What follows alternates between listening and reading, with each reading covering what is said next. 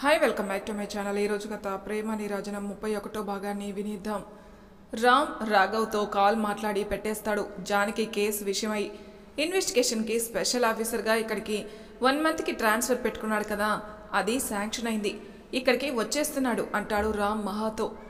మహా కన్నీళ్లతో రామ్నే చూస్తుంది. ఏమైంది మహా, ఎందుకు ఆ కన్నీరు అంటూ మహా కళ్ళని తుడుస్తాడు రామ్. ప్రేమగా రామ్ చేతుల్ని తన కన్నీళ్లను తుడుస్తూ ఉంటే రామ్ కళ్ళలోకే చూస్తూ ఉంటుంది మహా. మనసులో మీకు పూర్తి నిజం చెప్పాలనుంది రామ్, కానీ అది చెప్తే ఏం జరుగుతుందో అన్న భయం అంటూ తన కన్నీళ్ళని తుడుచుకుంటూ ఏం లేదు అన్నట్టు తల ఊపుతుంది. కానీ రామ్కి మాత్రం మహా కన్నీళ్లు తనకేదో చెప్తున్నట్టు అనిపిస్తుంది, చెప్పలేక నలిగిపోతున్నట్టు అనిపిస్తుంది. మహా కళ్ళల్లోకి చూస్తూ మహా ఫేస్ని తన దోశల్లోకి తీసుకుంటూ ఉంటే ఆశ్చర్యంగా రామ్ కళ్ళలోకి చూస్తూ ఉంటుంది మహా. రామ్కి అంత దగ్గరగా ఉంటూ ఉంటే మహా గుండె వేగంగా పెరుగుతూ ఉంటుంది. మహాని నీకు ఒకటి చెప్పాలి ఉంది అంటాడు. ఇంకా రామ్ని అలానే చూస్తూ ఉంటుంది మహా. మహా కళ్ళలోకే చూస్తూ, మహా మన మధ్య ఉన్నది ఎలాంటి బంధమైనా కూడా అది మనల్ని మంచి ఫ్రెండ్స్ని చేసింది. ఒక ఫ్రెండ్గా నీ కళ్ళల్లో కన్నీరు నాతో ఏదో చెప్పాలనిపిస్తుందని తెలుస్తుంది, కానీ నువ్వు ఇంకా ఏదో ఆలోచించి అది చెప్పలేకపోతున్నావని కూడా నీ కళ్ళు చెప్తున్నాయి. నీ కళ్ళల్లో నేను చూస్తుంది నిజమైతే అదేంటో తెలుసుకునే హక్కు నాకు ఉంది అనిపిస్తే నాతో ఆ విషయం షేర్ చేసుకోవచ్చు. ఎటువంటి ప్రాబ్లం అయినా మనం కలిపి ఎదిరించవచ్చు. అలా కాదని నువ్వే లోపల మదన పడుతూ ఉంటే నాకెందుకో నేను ఇంకా నీకు మంచి ఫ్రెండ్ని కాలేకపోయాను అని అనిపిస్తుంది. ప్రాబ్లం ఏంటో చెప్పు, ఏదైనా మనమిద్దరం కలిపి సొల్యూషన్ వెతుకుదాం. అది జానకికి సంబంధించింది మాత్రమే కాదు, నీకు సంబంధించింది అయినా కూడా. ఎందుకంటే నాకు జానకి నువ్వు ఇద్దరూ ఒక్కటే అంటాడు. ఆశ్చర్యంగా చూస్తుంది మహా. మీ ఇద్దరికి ఏదైనా జరిగితే అది నన్నుగా బ్రతకనివ్వదనిపిస్తుంది, అందుకే చెప్పేది. ఏదైనా ఉంటే చెప్పు అంటూ అడుగుతాడు. మహా కంట్లో చిన్నగా కన్నీరు అలుముకుంది. రామ్ని చూసి తన కళ్ళు కిందికి దించేస్తుంది. నెమ్మదిగా రామ్ చేతులు కిందికి దించి రామ్కి దూరంగా జరుగుతుంది. రామ్ మహాని చూస్తాడు. వెనక్కి తిరిగి కన్నీరు కారుస్తుంది మహా, తన కన్నీళ్లు రామ్కి కనపడనివ్వకుండా. రామ్, నేను బాధపడుతుంది అక్క కోసమే. మీరు తనని ఎంత ప్రేమిస్తున్నారో చూస్తుంటే సంతోషంతో ఆ కన్నీళ్లు అంతే అంటుంది. ఇంకా నాకు తెలుసు మీ మనసులో అక్కకున్న స్థానం ఏంటో, తన కోసం ఏదైనా చేస్తారు. అందుకే తను తిరిగి వచ్చినా ఇంకా ఎంక్వైరీ అంటూ మీరు అక్క కోసం ఆలోచిస్తున్నారు. ఇదంతా చూస్తుంటే నాకు ఆనందంతో కన్నీరు వస్తుందే కానీ నాకు ఇంకా వేరే ఏ ప్రాబ్లం లేదు అంటూ తన కళ్ళు తుడుచుకుని రామ్ వైపుకు తిరిగి చూస్తుంది మహా. అయినా నాకేం ప్రాబ్లం ఉంటుంది, అలా ఏదైనా ఉంటే ఒక ఫ్రెండ్గా మీకు చెప్పకుండా ఎలా ఉంటాను? అలా చెప్పలేదంటే నాకు ఏ ప్రాబ్లం లేదనే కదా అంటూ పెదవులపై బలవంతంగా చిరునవ్వు విరచిమ్మి, నాకు ఎలాంటి సమస్య లేదు, నేను బాగున్నాను, మీరు నా గురించి కంగారు పడద్దు అంటుంది. రామ్కి ఎందుకో మహాని చూస్తుంటే విచిత్రంగా అనిపిస్తుంది. తన మనసులో కూడా ఏదో అలజడి. నిజంగానేనా అంటూ మహా కళ్ళలోకి చూస్తాడు. నవ్వుతూ హా అంటుంది తలూపుతూ. చూసి ఇంకా మహా తనకి చెప్పదని అర్థమైపోయింది. తన పెదవులపై వస్తున్న నవ్వుని చూసి ఇంకా అక్కడ ఉండలేక, మహా ఇంక నేను వెళ్తాను, అనంతపూర్లో నాకు కొంచెం పనుంది అంటూ ముందుకు వెళ్ళబోతూ ఉంటే, ఏం పని అంటుంది మహా రామ్ని తొంగి చూస్తూ. అలాగే ముందుకు ఉంటూ, అదే ఇక్కడ స్కూల్ ఒకటి హాస్పిటల్ ఒకటి నిర్మిద్దాం అనుకున్నాం కదా, వాటికి సంబంధించి రిజిస్ట్రేషన్ ఆఫీస్కి వెళ్ళాలి అనడంతో సరే అంటుంది మహాను చూసి వెళ్ళిపోతాడు రామ్. మహా ఆలోచనలో అక్కడే కూర్చుండిపోతుంది. నాకు జానకి నువ్వు ఇద్దరు ఒక్కటే అని మహా అన్న రామ్ మాటలే తలుచుకుంటుంది. ఒకప్పుడు రామ్ అన్న మాటలే గుర్తు తెచ్చుకుంటుంది. నువ్వు జాను చెల్లెలివి అంటే తన చెల్లెలిగా తను వచ్చే వరకు నువ్వు నా బాధ్యత అన్న మాటలే తలుచుకుంటూ ఉంది. తనకు ఒక పక్క సంతోషం దుఃఖం రెండూ కలగలిపి కన్నీరుగా వరదలై పారుతూ ఉంది. ఇంకో పక్క వంశీ గురించి ఆలోచిస్తోంది. ఏదైనా ఉంటే నాకు చెప్పు మహా, ఇద్దరం కలిపి ఏ సమస్య ప్రాబ్లం వెతకచ్చు అంటుంటే తన కన్నీరు ఆగడం లేదు. ఇంతలో రామ్ వెళ్ళడం చూసి ఎవరూ చూడకుండా మహా గదికి వస్తాడు వంశీ. సడన్గా డోర్స్ క్లోజ్ అవ్వడంతో వెనక్కి తిరిగి చూస్తుంది మహా. షాక్ అయి కంగారుగా లేచి నిలబడుతుంది. వంశీ, కృష్ణ ఏం చేస్తున్నారు మీరు? డోర్స్ ఓపెన్ చేయండి అంటూ కంగారుగా చూస్తుంది. ఆగు మహా, నేను నీతో మాట్లాడాలని వచ్చాను, నా మాట పూర్తయిన తర్వాతే ఈ డోర్స్ తెరుచుకోవాలి అంటాడు వంశీ. నిప్పులు కక్కిన కళ్ళతో చూస్తూ ఉంది వంశీని. ఆ చూపే నీపై నాకు పిచ్చి ప్రేమను పెంచుతుంది, నువ్వేం చేసినా సహించేలా చేస్తుంది అంటాడు. చిరాగ్గా చూస్తుంది మహా. ఏం చూసుకొని ఇదంతా చేస్తున్నావు? ఆ రామ్ని చూసుకొనా అంటాడు. రామ్ పేరు కూడా నీ నోటితో పలకొక వంశీ అంటుంది కోపంతో వేలు చూపిస్తూ. ఏ ఎందుకు పలకూడదు? వాడి కోసమే కదా ఇదంతా చేస్తున్నావు. నా సామ్రాజ్యాన్ని మొత్తం మహారాణి అన్న అధికారాన్ని చూసుకొని కూల్చాలని చూస్తున్నావు. ఒకవైపు నీకు పూర్తి అధికారాలు దక్కాయని నేను సంతోషించేలోపే నన్ను రాజమాతని అందరినీ కూడా నీ ముందు చేయి చాపే పరిస్థితికి తీసుకుని వచ్చావు. నీ అక్క ప్రాణాలు నా గుప్పెట్లో ఉన్నాయని తెలిసి కూడా నాతో ఆటలాడుతున్నావు. నేనేం చేయలేని ఇదంతా చేస్తున్నావేమో నేను తలుచుకుంటే అంటూ వేలు చూపిస్తుంటాడు. వంశీని సూటిగా చూస్తూ నవ్వుకుంటుంది మహా నవ్వుని చూసి వింతగా చూస్తాడు. వంశీకృష్ణ, నువ్వు జోక్స్ కూడా చాలా బాగా వేస్తావే అంటూ నవ్వుతుంది. నీ పనులే కాదు నీ మాటలు కూడా నవ్వు తెప్పిస్తున్నాయి అంటూ నవ్వుతుంది. పాపం, నేను రామ్ చేసిన ఒక్క పని నిన్ను ఎంత కుదిపేస్తుందని నాకు తెలియదు. దీనికే ఇంతలా నీ సహనం కోల్పోతే ఇక ముందు జరగబోయేదానికి నువ్వు పిచ్చివాడివి అయిపోతావు కదా అంటుంది. అంటూ కోపంతో చూస్తాడు వంశీ. అరవకు వంశీకృష్ణ, అయినా ఇది షాంపుల్ మాత్రమే. అయినా ఇదంతా నీ చేతులారా నువ్వే చేసుకున్నావు. నాకు రామ్కి పెళ్లి చేసి నన్ను మహారాణిగా చేసి తర్వాత నన్ను పెళ్లి చేసుకోవాలని కోరుకుని నువ్వేదో సాధించావని గర్వపడిపోయేవాడివి. నాకు అర్థం కానిది ఏంటంటే అసలు ఎలా నన్ను పెళ్లి చేసుకోగలవు? రామ్ మహారాజు కాకపోతే నేను రామ్ నుండి విడిపోలేను. సరే, నీ దగ్గర ఏదో శాసనాల్లో ఉండే మెలుకులున్నాయి, వాటి ద్వారా నన్ను పెళ్లి చేసుకోవచ్చు నేను ఒప్పుకుంటే. నేను ఒప్పుకోవాలని మా అక్క ప్రాణాలను నీ గుప్పెట్లో పెట్టుకున్నావు. సరే, వీటినన్నిటికీ నేను ఒప్పుకుంటాను. రామ్కి నిజం చెప్తే అక్క ప్రాణాలకే ప్రమాదమని ఒప్పుకుంటాను. కానీ వీటినన్నిటికీ మధ్య ఇంకొక చిన్న పాయింట్ని ఎలా వదిలేసావు? అది నన్ను మహారాణి చేసే నీ నెత్తి మీద నువ్వే పిడుగును పెట్టుకున్నావని. ఎంత టైం అయినా తీసుకో అన్నావు. ఎంత టైం నేను తీసుకున్నా నేను నీతో పెళ్ళికైతే ఒప్పుకోను. నేనేంటో తెలుసు నీకు. మా అక్క తన ప్రాణం కంటే కూడా తన ఆశయమే గొప్పది అనుకుంటుంది. అలాంటి తన కోసం తను నమ్మిన ఆశయాల్ని నేను వదిలిపెట్టి నువ్వు చెప్పినట్టు ఆడితే మా అక్క నన్ను క్షమిస్తుందని నువ్వెలా అనుకున్నావు? అయినా నువ్వే ఒకరోజు చెప్పావు, గుర్తుందా? నువ్విచ్చిన మాటను నువ్వే వెనక్కి తీసుకుంటావా అంటూ వంశీని చూస్తుంది. ఏంటా అని చూస్తాడు వంశీ.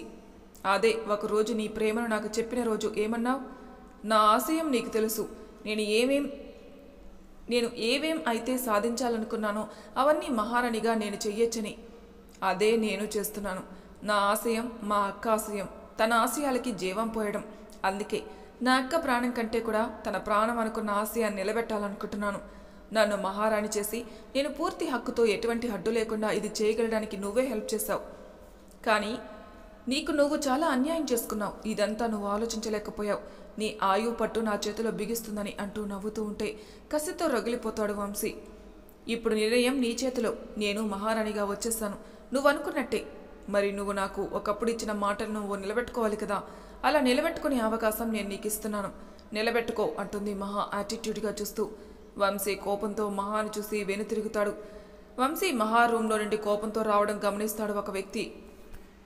తన రూమ్లో ఒంటరిగా కూర్చుని కన్నీళ్లతో నేల కొలిపోతుంది వెళ్తున్న వంశీని చూసి కంగారుగా రూమ్కి వస్తాడు రామ్. ఏడుస్తున్న మహాను చూసి ఒక్క క్షణం స్తంభించిపోతాడు. అంటూ పరుగున వెళ్తాడు ముందుకి. రామ్ పిలిపికి ఒక్కసారిగా రామ్ని చూసి లేచి నిలబడుతుంది. మీరిక్కడ అంటూ తన కన్నీళ్లను తుడుచుకుంటుంది. ఏం జరిగింది? ఎందుకు ఏడుస్తున్నావు? వాడు ఆ వంశీ ఎందుకొచ్చాడు అంటూ ప్రశ్నల మీద ప్రశ్నలు అడుగుతూ ఉంటాడు. మహాను కంగారుగా చూసి మహాకేం చెప్పాలో అర్థం కాదు. చెప్పు వాడేమైనా అన్నాడా అంటూ కోపంతో వెళ్ళబోతుంటే రామ్ చేతిని పట్టుకుంటుంది అతను నన్ను ఏమీ అనలేదు రామ్ అంటుంది. మరి ఎందుకు ఏడుస్తున్నావు అంటూ కళ్ళలోకి చూస్తాడు. కన్నీళ్ళు తన మనసును గుచ్చేస్తుంటే అది ఏం లేదు అంటూ తడబడుతూ ఏం లేదు, అతను తన ఫ్యాక్టరీ గురించి మాట్లాడడానికి వచ్చాడు. నేను కుదరదు అనేసరికి ఏదో తనకి తెలిసిన వార్నింగ్ ఇవ్వాలని అనుకున్నాడు. లోపల నాకు భయంగా ఉన్నా తన బెదిరింపులకి భయపడకుండా అతని అయితే ఏదో ఒకటి ఎదిరించి పంపించేశాను. కానీ నాకు కూడా భయం ఉంటుంది కదా, అందుకే ఆ భయం ఇలా నా కన్నీళ్ళ రూపంలో బయటకు వచ్చేస్తాయి అంటూ తన కన్నీటిని తుడుచుకుంటుంది. మహాని చూసి ఏమని బెదిరించాడు అంటాడు కల్లెర చేస్తూ. అది ఏం లేదు, ఏదో ఈ అభివృద్ధి జరగనివ్వము, మా ఫ్యాక్టరీ రన్ అవ్వకపోతే అంటూ ఏదేదో వాగాడు అంతే. సరే అదంతా వదిలేయండి, మీరేంటి మళ్ళీ వచ్చారు ఏంటి అంటూ టాపిక్ డైవర్ట్ చేస్తుంది. మహాను ఓరగా చూస్తాడు రామ్ తన కళ్ళలోకి చూస్తూ. చూడు నిజం ఏంటని నీకు మాత్రమే తెలుసు, అందుకే నిన్ను అడుగుతున్నాను. కానీ ఇదే నిజమని నువ్వంటే ఇది నేను విని వెళ్తాను. కానీ అసలైన నిజం నాకు నేనుగా తెలుసుకున్న క్షణం నేను ఎవరిని క్షమించను అనడంతో షాక్ అయి చూస్తుంది అంటే అంటుంది కళ్ళు పెద్దవిగా చేసి. అంటే ఏంటో నీకు నేను దేనికి ఇదంతా చెప్తున్నానో అర్థమైతే నాకు నిజం చెప్పు. ఎందుకు ఆ వంశీకృష్ణ నీ వెంట పడుతున్నాడు, నిన్ను వేధిస్తున్నాడు అంటాడు రామ్. షాక్ అయి కంగారుగా చూస్తుంది. మీరేమంటున్నారు నాకు అర్థం కావడం లేదు అంటూ తల పక్కకి తిప్పేస్తుంది. ఓరగా చూస్తూ అసహనంగా మహాగదిలో ఉన్న డిజైన్ పేపర్స్ని తీసుకుని వెళ్తూ, నువ్వు నాకు నిజం చెప్పగలిగేంత బాండింగ్ మన మధ్య ఇంకా ఏర్పడలేదని నాకు అర్థమైంది. నిజం నీకై నువ్వే వచ్చి నాకు చెప్పే వరకు నేను వెయిట్ చేస్తాను అంటూ బయటికి వెళ్ళిపోతాడు రామ్. కంగారుగా తల పైకెత్తి వెళ్తున్న రామ్నే చూస్తుంది మహా. మనసులో రామ్ దేని గురించి మాట్లాడుతున్నారు, ఆయనకి నిజం తెలిసిందా అనుకుంటూ చూస్తోంది. రామ్ అసహనంగా తన కారులో కూర్చుంటాడు. ఇంతలో తనకి ఒక కాల్ రావడంతో ఫోన్ లిఫ్ట్ చేస్తాడు. చెప్పరా అంటూ. ఎప్పుడొస్తున్నావు? అన్ని పనులు అయిపోయాయి, నువ్వు వచ్చేస్తే మనం దగ్గరుండి మొత్తం చూసుకోవాలి. సరే, మహా ఎలా ఉంది అంటాడు అవతలి వ్యక్తి. చిరాగ్గా ఉంది, చాలా బాగుంది, ఏడుస్తూ. అదేంట్రా అలా అంటావు? లేకపోతే ఏంట్రా, ఎంత అడిగినా నిజం చెప్పదు. రోజుకొక్కసారైనా వాడు మహాని ఇబ్బంది పెడుతున్నాడు. ఈరోజు ఏకంగా అంటూ రూమ్లోకి వెళ్ళి లాక్ వేసింది గుర్తు తెచ్చుకొని కోపంతో రగిలిపోతాడు రామ్. అసహనంగా జాను ప్రాణం వాడి చేతిలో లేకపోతే మహాని జానుని ఇంత నరకం పెడుతున్నందుకు చంపేసేవాణ్ణి. వేణు అంటాడు రామ్. Ram cool down. చూడు, నీకు నిజం తెలిసిందని మహాకు తెలియదు కదా. నీకు చెప్తే ఏం జరుగుతుందో, ఏం చేస్తాడో చాలా గట్టిగా వార్నింగ్ ఇచ్చాడు రావాడు. అందుకే మహా చెప్పలేకపోతుంది. నాకు చెప్పడం వలన నేను నీకు చెప్పగలిగాను అంటూ రామ్తో నిజం చెప్పిన విషయం గుర్తు తెచ్చుకుంటాడు వేణు. మహా వేణుకి నిజం చెప్పిన 2 రోజుల తర్వాత రోజు రోజుకి వంశీపై అనుమానం పెరుగుతూ వస్తుంది రామ్కి. మహా కూడా వంశీ పట్ల చూపు రోజు రోజుకి కసిగా చూడడం, వంశీ మహాని చూసే చూపుల్ని అబ్జర్వ్ చేస్తూనే ఉంటాడు రామ్. వేణు తన జాబ్కి రిజైన్ చేయడానికి హైదరాబాద్ వెళ్లాల్సి రావడంతో బయలుదేరుతూ ఉంటాడు. రామ్ అంటూ రామ్ని కలుస్తాడు. రామ్, కొద్ది రోజుల్లో అమ్మ, నాన్న, జాను, ముఖ్యంగా మహా అందరినీ జాగ్రత్తగా చూసుకో. మహాని ఒంటరిగా వదలకరా అంటూ బాధపడతాడు వేణు. వేణు కన్నీళ్ళు ఎందుకో విచిత్రంగా అనిపిస్తుంది రామ్కి. వేణు, ఏమైందిరా నీకు? ఈరోజు కొత్తగా చెప్తున్నావేంటి అంటాడు. వేణు కన్నీళ్లతో రామ్ని హత్తుకుంటాడు. వేణు, ఏంట్రా ఇది, చెప్పరా మహా అని అంటూ వేణుని దూరం జరిగి, మహా గురించి ఎందుకంత కంగారు పడుతున్నావు, దేని గురించి అని అడుగుతాడు. ఏం లేదు, నీకు తెలుసు కదరా, అది ఏమి చేయాలన్నా దాని గురించి ఆలోచించదు. జాను అయినా ఒక అడుగు వెనక్కి ముంచి ముందు చూపుతో ఆలోచిస్తుంది. దీనికి ఆలోచన మించి తెగింపు ఎక్కువ ఇచ్చాడు ఆ దేవుడు. ఏదైనా చేయాలంటే తన లైఫ్ని కూడా రిస్క్లో పెట్టేస్తుంది. అందుకే నా భయం. వేణునే చూస్తూ ఉంటాడు రామ్. అందుకేరా, నువ్వు మాత్రమే దానిని జాగ్రత్తగా చూసుకోగలవు అంటూ మహా గురించి జాగ్రత్త చెప్పి వెళ్తుంటే వేణు అని పిలుస్తాడు రామ్. రామ్ పిలుపుకి వెనక్కి తిరిగి చూస్తాడు. వేణు ముందుకొచ్చి సూటిగా చూస్తూ, వేణు, కొద్ది రోజులుగా నేను నిన్ను ఒకటి అడగాలి అనుకుంటున్నాను, నాకు నిజం చెప్తావా అంటాడు రామ్. ఏంటి అని చూస్తాడు వేణు. నీకు వంశీ ముందే తెలుసు కదా అంటాడు. షాక్ అయి చూస్తాడు వేణు. చెప్పరా, నీకు వంశీ ముందే తెలుసు కదా, నీకే కాదు మహా కూడా ముందే తెలుసు కదా అనగానే కంగారుగా తడబడుతూ, ఏం మాట్లాడుతున్నావురా అంటాడు. వంశీ మాకెలా తెలుస్తుంది అంటూ తడబడతాడు. తడబాటు గమనిస్తూ ఉంటాడు రామ్. నీ తడబాటే చెప్తుంది వేణు, నేను అడిగింది నిజమని అంటాడు. రామ్ని సూటిగా చూస్తాడు వేణు. నేను ఈ ఊర్లోకి వచ్చిన మొదటి రోజు నుండి మహాని గమనిస్తున్నాను. మొదటిసారి వంశీని చూసి షాక్ అయింది. తర్వాత తనతో గొడవపడి అంతా తనకి వ్యతిరేకంగానే చేస్తుంది. తన మాటను నమ్మడం లేదు. ఆ వంశీ కూడా మహాకు వద్దన్న అవసరం లేని సహాయం చేస్తూ ఉంటున్నాడు. మహా ఎక్కడికి వెళ్తే అక్కడ నీడగా కనిపిస్తున్నాడు. అన్నీ నేను గమనిస్తూనే ఉన్నాను. ప్రతిసారి కావాలని తనతో వంశీ మంచివాడలేని ఉన్నాడు కదా అంటుంటే కోపంతో బాధలో ఏదో చెప్పాలని చూస్తుంది కానీ చెప్పదు. నువ్వు వచ్చిన రోజు కూడా వంశీని చూసి షాక్ అయ్యావు. నువ్వేదో అనబోయావు వంశీని చూసి. మహా కంగారు పడడం నేను చూశాను. ఇంతలో బాబు చనిపోవడం అది జరిగిపోయింది. అందులో నీ మాట పూర్తి కాలేదు. ఇన్ని రోజులుగా నేను అబ్జర్వ్ చేస్తూనే ఉన్నాను. నువ్వు మహా దేనికో కంగారు పడుతున్నారు. ఇదంతా ఎందుకు? వంశీ మీకు ముందే తెలుసా? తెలిస్తే ఎలా అని అడుగుతాడు రామ్. వేణుకి ఎలా చెప్పాలా వద్దా అన్న సంశయంలో పడిపోతాడు. చూడు Venu, you are my friend. నీ చెల్లెలు ఇద్దరి జీవితం నాతో ముడిపడి ఉంది. అది నువ్వు నమ్మకపోయినా నేను నమ్ముతున్నాను. మహాకు సంబంధించిన అన్ని విషయాలు తెలుసుకోవాలనుకుంటున్నాను హక్కుగా. ఆ హక్కు నాకు ఉంది అనుకుంటే చెప్తావని అనుకుంటున్నాను అనగాని, మహాపై నీకు పూర్తి హక్కు అధికారం ఉంది రామ్, కానీ అని అంటుంటే, కానీ అంటూ చూస్తాడు రామ్. ఏంటా అంటూ. నీ కోపమే ఏ పరిణామాలకి దారి తీస్తుందో అన్న భయం. అంత భయపడుతున్నావంటే చాలా పెద్ద విషయమేముంది. ఏంటిది వేణు అంటాడు. రామ్ని చూసి కన్నిటిని జారవిడిస్తాడు వేణు. నీకు నిజం తెలియాలి రామ్, చెప్పమని మహా కూడా చెప్పాను. కానీ వాడి బెదిరింపులకి అది భయపడుతోంది. అయినా భయపడడంలో తప్పు కూడా లేదు. నాకు నిజం తెలిసే నేనే కంగారు పడుతున్నాను. ఏం చేయాలో అర్థం కాని స్థితిలో ఉన్నాను అంటాడు. ఏంటా నిజం అంటాడు రామ్. వేణు మహా జీవితంలో జరిగింది చెప్తాడు. మహా కోసం జానకిని కిడ్నాప్ చేసి కావాలని రాజ్యాభిషేకం ఆపడానికి జానకిని తన కళ్ళ ముందుకు తీసుకొచ్చింది. అంతా చెప్తాడు రామ్కి. జరిగింది వింటున్న రామ్ స్తంభించిపోతాడు. కోపంతో ఒక్కసారిగా తన పిడికిలి బిగిస్తాడు. జానకిని తనని వేరు చేయడమే కాకుండా మహా పొందడానికి మహాని ఎంతలా బ్లాక్మెయిల్ చేస్తున్నాడో వింటుంటే వంశీని అక్కడికక్కడికే చంపేయాలన్న కసితో వెళ్ళబోతున్న రామ్ని పట్టుకుని ఆపుతాడు వేణు.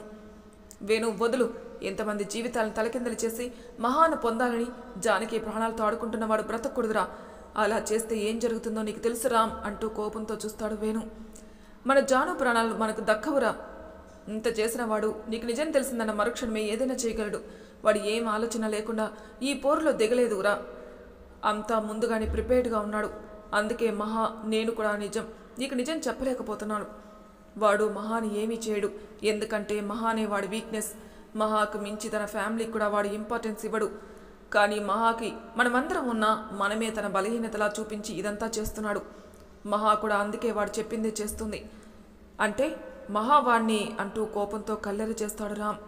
నెవర్, నేను ఇది ఎప్పటికీ జరగనివ్వను.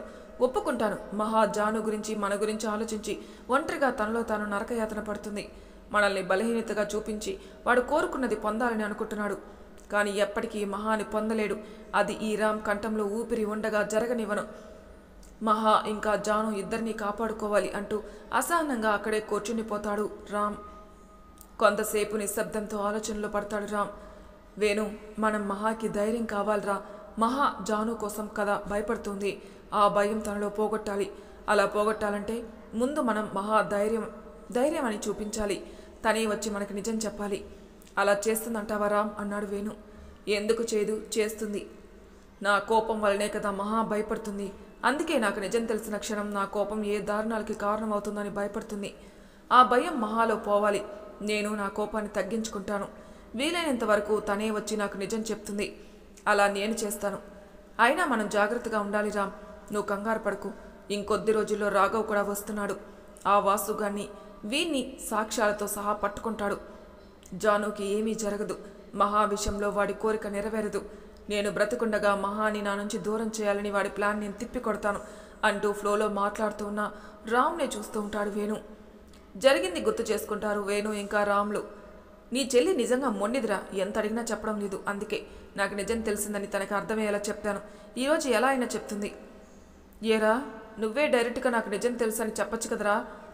చెప్పచ్చు, కానీ మహాలో ఆ వంశీ ఏమీ చేయలేడని ధైర్యం రావాలి. అలా వచ్చే ధైర్యంతోనే నాతో వచ్చి నిజం చెప్పాలి. అందుకే వాడు నా ముందే గడియ పెట్టి భయపెట్టినా ఆ వంశీకి తిరిగి ఎదిరించి వాడికి ఏ విధంగా ఎదురు తిరుగుతుందని చూశాను. వాడు ఏమీ చేయలేడని నమ్మకం మహాలో ఉంది. వాడిని ఏ విధంగా అణచివేయచ్చో మహాకి అర్థమైంది. వాడిని ఎలా అణచొచ్చు అని. మహారాణి స్థానంలో మాత్రమే వాడి ప్లాన్ని రివర్స్ చేయగలదు. అందుకే మహారాణిగా వాడి ఫ్యాక్టరీని సీజ్ చేయగలిగింది. వాడు ఈ విషయంలో అయితే బ్లాక్మెయిల్ చేయలేడు. కానీ మనం జాను గురించి కూడా ఆలోచించాలి కదరా. జానుకేం కాదు. మహా నాకు నిజం చెప్పకపోయినా నా ప్రయత్నం నేను వదలను. Don't worry. నాకు జాను మహా ఇద్దరు సేఫ్ అనిపించిన తర్వాతే వాడి కథకు ఆలోచనలకి ముగింపు పలుకుతాను. అంతవరకు మహా నాకు నిజం చెప్పినా చెప్పకపోయినా నాకు నిజం తెలిసిందని వాడికి తెలియనివ్వను. సరేరా, ఇక నేనుంటాను. రేపు నువ్వు రాఘవ్ కలిసి వస్తున్నారు కదా. అవునరా అంటూ కాల్ కట్ చేస్తాడు వేణు. రామ్ కూడా కాల్ కట్ చేసి కార్ స్టార్ట్ చేస్తాడు. తన ఆలోచనలు కేవలం మహా ఇంకా జానుల మీదనే ఉంటాయి. మహా రోజుల్లో రామ్ అన్న మాటలకి అర్థం వెతుకుతూ ఉంటుంది. రామ్ ఏ నిజం తెలియాలి అంటున్నారు? పూర్తి నిజం నేను చెప్పడం లేదు అంటున్నారు. అంటే ఆయనకు అసలు నిజం తెలిసిందా? తెలిస్తే ఇంత కూల్గా ఎలా ఉన్నారు? ఏ నిజం తెలిసింది? ఎంతవరకు నిజం తెలిసింది అంటూ ఆలోచనలో పడుతుంది మహా. రాజపురోహితుడు గారు సీతాదేవిని వచ్చి కలుస్తారు. అంటే రామ్ రాజ్యాభిషేకం జరిగే అవకాశం ఉందా రాజపురోహితుడు గారు అంటూ సంతోషంతో చూస్తుంది సీతాదేవి. ఉందమ్మా, ఆ పత్రాలు వాటికి సంబంధించినవే. మరి ఇంకేంటి లేట్, త్వరగా ఈ విషయం మనం రామ్కి ఇంకా సీతంతో మాట్లాడాలి అంటుంది. రాజమాత ఒక్క నిమిషం అంటారాయన. ఏంటి అని చూస్తుంది సీతాదేవి. చెప్పచ్చు, కానీ అప్పుడే కాదు, కొద్ది రోజుల తర్వాత రామ్ వెంటనే రాజ్యాధికారం తీసుకునే విధంగా మనం ప్రయత్నించాలి. ఇప్పుడు మంచి రోజులు కావు. మీకు తెలుసు, త్వరలో శివరాత్రి వస్తుంది. ఆ రోజు ఈ విధి జరిగితే ఎంత శుభమే జరుగుతుంది. అప్పటి వరకు ఈ విషయం మన మధ్య ఉండడం మంచిది. ముఖ్యంగా రాజమాత అంజలిదేవి గారికి తెలియకూడదు. అది సమస్య అవ్వచ్చు. అయితే మహా ఇంకా రామ్కి చెప్పొచ్చు కదా. చెప్పచ్చు, కానీ జాగ్రత్త ఎక్కువగా. ఎవరికి తెలియకపోవడం మంచిది కదా. కేవలం రామ్ ఇంకా మహారాణి గారికి నిజం చెప్పండి. మహారాణి ద్వారానే ఇది సాధ్యమవుతుంది. సరే, నేను చూసుకుంటాను అంటూ మీరు వెళ్ళండి అంటూ పంపించేస్తుంది సీతాదేవి. ఇక్కడ వాసు ఆలోచనలో పడతాడు. తనకు తన గురించి టెన్షన్ పడుతూ ఉంటాడు. వంశీ ఫ్యాక్టరీని ఇంత ప్లాన్గా కోలుకోలేకుండా చేయగలిగింది అంటే తనకి ఆస్తిని దక్కుతుందా అన్న ఆలోచనలో మునిగిపోతున్నాడు. ఏం చేయాలని ఆలోచనలో సతమతమవుతూ ఉంటాడు వాసు. ఆ రోజంతా మహా తనకున్న ఆలోచనలతో రాజవంశం రాబడులు ట్రస్ట్ గురించి జగదీష్ ఇంకా జయేంద్రలతో మాట్లాడుతూ ఉంటుంది. నైట్ కావడంతో అందరూ డిన్నర్ కూర్చుంటారు. కానీ అంజలిదేవి, వంశీ ఇంకా జయకృష్ణాలు మాత్రం రారు. సునైనా నవ్వుతూ వస్తూ ఉంది. సునైనా వచ్చి అందరికీ భోజనం పైకి తీసుకుని రమ్మని సర్వెంట్స్కి ఆర్డర్ వేస్తుంది. భోజనం తీసుకుని వెళ్తున్న సర్వెంట్స్ని ఆపుతుంది మహా. ఈ కుటుంబంలో అందరూ కలిసే భోజనం చేయాలి. అనుకోని పరిస్థితుల వలన భోజనం రాకపోతే ఏమో కానీ సాధారణ పరిస్థితుల్లో మాత్రం భోజనం గదికి ఇవ్వడానికి వీల్లేదు అంటుంది మహా. సునైనా పైకెళ్ళి అంజలిదేవితో విషయం చెప్తుంది. వంశీని కల్లెరు చేసి చూస్తుంది అంజలిదేవి. ఇప్పుడు మీకు సంతోషం కదా. ఇంటి బాధ్యతలు కూడా దాని చేతికి ఇచ్చేశారు. అది కావాలని మనతో ఇదంతా చేస్తుంది. మనం ఇప్పుడు దాని ముఖం కూడా చూసే స్థితిలో లేం. ముఖ్యంగా నేను. దాన్ని చూస్తే నేను నా సహనాన్ని కోల్పోతాను. కానీ అది కావాలని భోజనం అందరితో కలిపి తినాలి అంటుంది. అంటూ కోపంతో రగిలిపోతుంది అంజలిదేవి. రాజమాత, ఇంకేం చేయలేం. మనం ఆకలి తీరాలంటే మన కిందికెళ్ళక తప్పదు అంటాడు జయకృష్ణ. వంశీ అందరినీ చూసి మీరెవ్వరూ రాకపోయినా నేను వెళ్తాను మహా కోసం అంటూ బయటికి వెళ్ళిపోతాడు వంశీ. తల పట్టుకుంటుంది అంజలిదేవి. చురుగ్గా జయకృష్ణ ఇంకా సునైలను చూసి నడవండి, ఇక తప్పదు అంటూ కిందికెళ్తారు అంజలిదేవి కుటుంబం. అంజలిదేవి కుటుంబంతో రావడంతో అందరికీ వడ్డిస్తుంది మహా కోడలి స్థానంలో. మహా, నువ్వు కూడా తినమ్మా అంటుంది వసుంధర. నేను తర్వాత తింటానత్తయ్య, మీరు తినండి అంటుంది మహా. మహా, ఇక్కడ ఇంతమంది సర్వెంట్స్ ఉన్నారు, నీకు వడ్డించే అవసరం ఏంటి? నువ్వు కూర్చో అంటుంది వైజయంతి. అవసరం కాదత్తయ్య, వెయిటింగ్ అంటూ నవ్వుతుంది రమ్య. వెయిటింగా అంటూ చూస్తారు అందరూ. వెయిటింగ్ దేనికి రమ్య అంటుంది జానకి. వదిన, మహా వదిన, అన్నయ్య కోసం వెయిటింగ్ అనగానే ఒక్కసారిగా తింటున్న నోరు, ముద్ద పట్టుకున్న తన చెయ్యి ఆగిపోతుంది. కోపంతో ముద్దు నలుపుతూ ఉంటాడు వంశీ. అందరూ రమ్య మాటకి నవ్వుకుంటారు. అంజలిదేవి వారి కుటుంబం మొత్తం వంశీని చూస్తారు. మొగుడి కోసం పెళ్ళాం ఎదురుచూపుల్లోనే ఆ మొగుడి మీద ప్రేమ బయటపడుతుంది. అది ఒకందుకు మంచిదే సీతమ్మ. రమ్య అలానే ఏడిపిస్తుంది. కానీ రామ్కి కాల్ చేశావా అంటుంది సీతాదేవి. చేశానమ్మమ్మ, ఆందివే అంటుంది మహా. ఇంతలో రామ్ కూడా అప్పుడే రావడంతో అదిగో అన్నయ్య అంటుంది రమ్య. అందరూ రామ్ని చూస్తారు. వస్తున్న రామ్ని చూసి కసితో రగిలిపోతాడు వంశీ. రామ్ని చూసి మహా మౌనంగా చూస్తూ ఉంది. ఉదయం చెప్పమన్న నిజమేంటో గుర్తుకు తెచ్చుకుని, ఏంటి రమ్య, నా కోసం వెయిటింగా? నన్ను చూపిస్తున్నావు అంటూ వచ్చి డైనింగ్ టేబుల్ ముందు నిలబడతాడు రామ్. మేం కాదన్నయ్య, మా వదిన నీకోసం వెయిటింగ్ అనగానే మహాని చూస్తాడు రామ్. మహా తడబడుతూ రమ్యను ఓరగా చూస్తుంది. ఏమైంది వదిన, నేనేం తప్పుగానలేదే, అన్నయ్య కోసమే కదా వెయిటింగ్ అంటూ. అన్నయ్య, నువ్వు వస్తే నీతో పాటే తింటానని మాకు వడ్డిస్తూ నీకోసం వెయిట్ చేస్తూ ఉంది అంటూ నవ్వుతూ చెప్తుంది. రామ్ ఇంకా మహాలు ఇబ్బందిగా చూసుకుంటారు. రమ్య అని అంటుంది మహా. మహాని చూసి నవ్వుకుంటుంది రమ్య.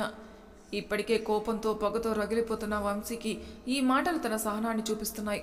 కోపంతో తను ఏం అనకముందే అక్కడి నుండి వెళ్ళాలనుకుంటూ తింటున్న అన్నంలో చేతిని కడుక్కుని చైర్ని గట్టిగా వెనక్కి లాగి అక్కడి నుండి వెళ్ళిపోతాడు వంశీ.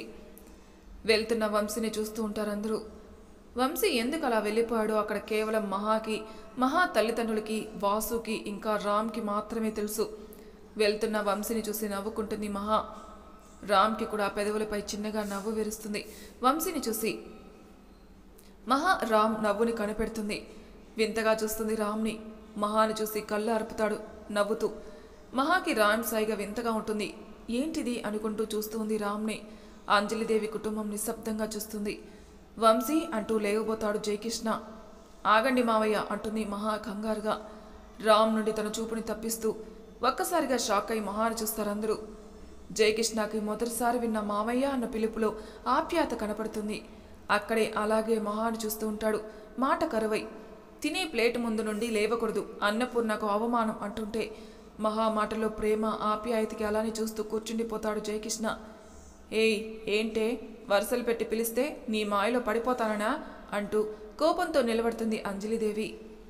అంజలిదేవి, మహాకి మాయ చేయడం రాదు, ప్రేమ మాత్రమే తెలుసు. నువ్వు కాదన్నా జయకృష్ణ మహాకి మేనమామ, ఆప్యాయంగా మామయ్య అనడానికి అర్హత ఉంది అంటుంది. అంతేకాదు రాజమాత, మీరు మాకు ఈ పద్ధతులు నేర్పకపోయినా నేను నా భర్త నా సంతానానికి ఇవన్నీ నేర్పి పెంచాను. తినే ప్లేట్ ముందు లేవడం పాపం, అందుకే మహా ఆపింది. మీకు పాపం ఎలాగో చేయడం అలవాటే కదా, దీన్ని మీరు అంతగా పాటించకపోయినా పర్వాలేదు అంటుంది రాజేశ్వరి. కోపంతో కల్లెర చేస్తుంది అంజలిదేవి. కోపంతో లేవబోతూ ఉంటే రాజమాత ఆగండి అంటుంది మహా. చూడండి, ఇక్కడ నేను కేవలం అందరూ కలిపి ఒక్కచోటనే తినాలని రమ్మన్నాను, మిమ్మల్ని అవమానించాలి కాదు. కానీ వంశీకృష్ణ ఎందుకో కోపంగా సడన్గా వెళ్ళారు, అందుకే అతన్ని ఆపలేదు. కానీ మీరు వయసులో పెద్దవాళ్ళు, మీరు సగం ఆకలితో లేస్తే మీ ఆరోగ్యానికి మంచిది కాదు. మీరు ఇంకా చాలా చూడాలని కోరికతో ఉన్నారు, అది గుర్తుంచుకుంటే మంచిది అంటుంది బోరగా అంజలిదేవిని చూస్తూ. మహా ఏ విషయంలోనూ అంటుందో అర్థమై కోపంతో రగిలిపోతుంది అంజలిదేవి. నాకు నా వారసుడి రాజ్యాభిషేకం చూడాలన్న విషయాన్ని ఈ విధంగా గుచ్చి పొడుస్తున్నావు కదూ అంటూ కోపంతోనే ముద్ద నోట్లో పెట్టుకుంటుంది. రామ్ ఇంకా మహా వారి కుటుంబం లోపల నవ్వుకుంటూ ఉంటారు. అన్నయ్య త్వరగా రా, పాపం వదిన ఆకలితో ఉంది అంటూ ఆట పట్టిస్తుంది రమ్య. నెమ్మదిగా రమ్య అంటూ చురుగ్గా చూస్తుంది మహా. రామ్కి రమ్య అల్లరి, మహా మాటలు మొదటిసారి తన పెదవులపై చిన్నగా నవ్వు వస్తుంది. నేను ఇప్పుడే వస్తాను, ఫైల్ పెట్టేసి అంటూ పైకి వెళ్తాడు రామ్. రామ్ ఫ్రెష్ అయి కిందికి వస్తాడు. అప్పటికే అందరూ భోజనం చేసేస్తారు. మహా మాత్రం రామ్ కోసం వెయిట్ చేస్తూ ఉంటుంది. రామ్ రావడంతో రామ్కే వడ్డిస్తూ ఉంది. నువ్వు అంటూ చూస్తాడు రామ్. హా అంటూ మహా కూడా రామ్ పక్కనే కూర్చుంటుంది. మహాకి తన చేతో వడ్డిస్తూ ఉంటాడు రామ్. రామ్ ప్రతి చర్య తనకి విచిత్రంగా ఇబ్బందిగానే ఉంటుంది మహాకి, కానీ లోపల ఆనందంగా కూడా ఉంటుంది. దూరం నుండి ఇదంతా తొంగి తొంగి చూస్తూ నవ్వుకుంటూ ఉంటుంది రమ్య. రమ్యతో పాటు సీతాదేవి ఇంకా తమ కుటుంబ సభ్యులు చూసి, స్వీటీ, నీ హార్ట్ అటాక్ ప్లాన్ ఇప్పటికీ వర్కౌట్ అయినట్టుంది, రిజల్ట్స్ కనిపిస్తుంది కదా అంటూ నవ్వుతుంది రమ్య సీతాదేవిని హత్తుకొని. వాసు ఇదంతా చూసి కోపంతో రగిలిపోతూ ఉంటాడు. సరే సరే, ఇంక మనం చూసింది చాలు, నడవండి అంటూ అందరినీ తీసుకుని వెళ్ళిపోతుంది సీతాదేవి. పైనుండి వీళ్ళిద్దరిని చూస్తూ పగతో రగిలిపోతాడు వంశీ. రామ్ ఇంకా మహాలు భోజనం చేస్తుండగా మహా రామ్ని ఎలా అడగాల అనుకుంటూ ఆలోచిస్తూ ఉంటుంది. మహా ఆలోచనలతో ముద్ద కలపడమే కానీ తినకపోవడం గమనిస్తాడు రామ్. మహా ఏం ఆలోచిస్తుంది, ఒకవేళ ఉదయం అడిగిన నిజం గురించా అనుకుంటున్నాడు రామ్. మహా అంటూ పిలుస్తాడు. ఒక్కసారిగా ఉలిక్కిపడి చూస్తుంది రామ్ని. ఒక్కసారిగా తన చేయి వాటర్ గ్లాస్ మీద పడడంతో వాటర్ మొత్తం రామ్ మీద ఒలికిపోతుంది. కంగారుగా లేచి నిలబడుతుంది మహా. రామ్ సారీ అంటూ రామ్ మీద పడిన వాటర్ని తుడుస్తూ ఉంటుంది. కంగారుగా మహా చేతులు తన తాకడంతో ఒక్కసారిగా మహాని చూస్తాడు రామ్. మహా అంత దగ్గరగా చూస్తున్నా రామ్కి శ్వాస తీసుకోవడం కష్టంగా ఉంటుంది. తన గుండెలో అమాంతం అలజడి రేగుతుంది.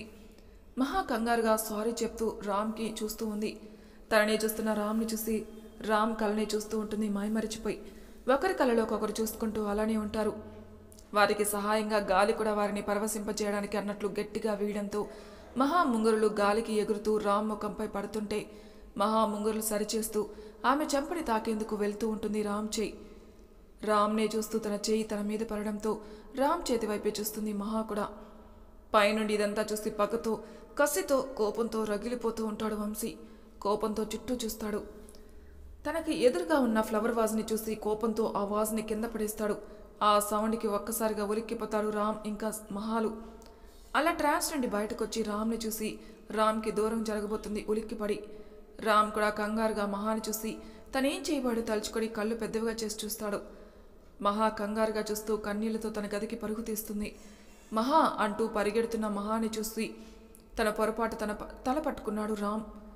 మరి తర్వాయి భాగంలో ఏం జరుగుతుందో నెక్స్ట్ ఎపిసోడ్లో తెలుసుకుందాం. అంతవరకు నా ఛానల్ సబ్స్క్రైబ్ చేయని వాళ్ళు ప్లీజ్ సబ్స్క్రైబ్ చేసుకోండి, లైక్ చేసి షేర్ చేయండి, మీ అభిప్రాయాలు నాకు కామెంట్ రూమ్లో తెలియజేయండి. Thank you for listening.